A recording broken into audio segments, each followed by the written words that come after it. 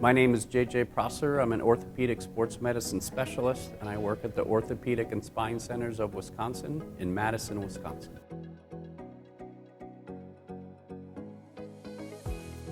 Patients see me for knee and shoulder issues.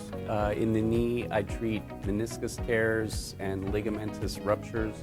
In the shoulder, I treat rotator cuff tears and shoulder instability.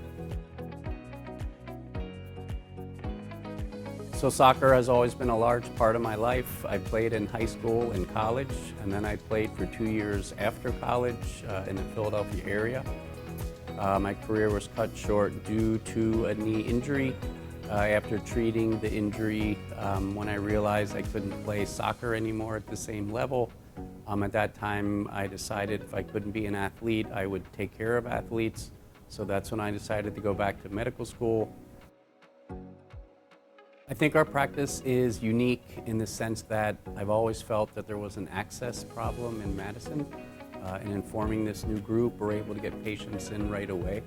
I also feel like in this group we offer fellowship training in every subspecialty. So I think we're giving patients expertise in a much more timely manner. One of the most significant challenges in a lack of access is people having to wait for their care. Oftentimes an injury that can be fixed initially, after 10 to 14 days, it renders a totally different treatment. I also think it's very difficult for people having to wait, especially if they're laid up or if they have difficulty ambulating, waiting around for their appointment.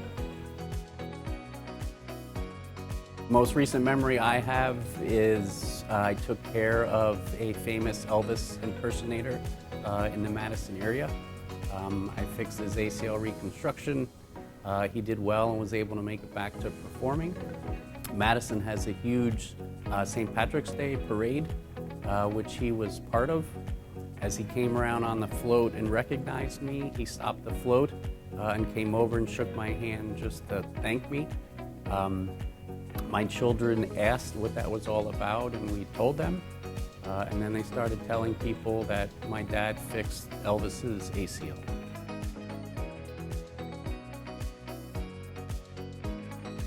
My patient care philosophy, I think the hardest part of my job is to come up with a correct diagnosis.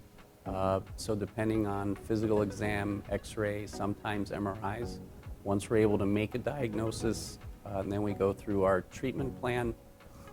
In my mind, I think we always try to go from least invasive to most invasive. So usually we're starting with physical therapy is sort of our step number one.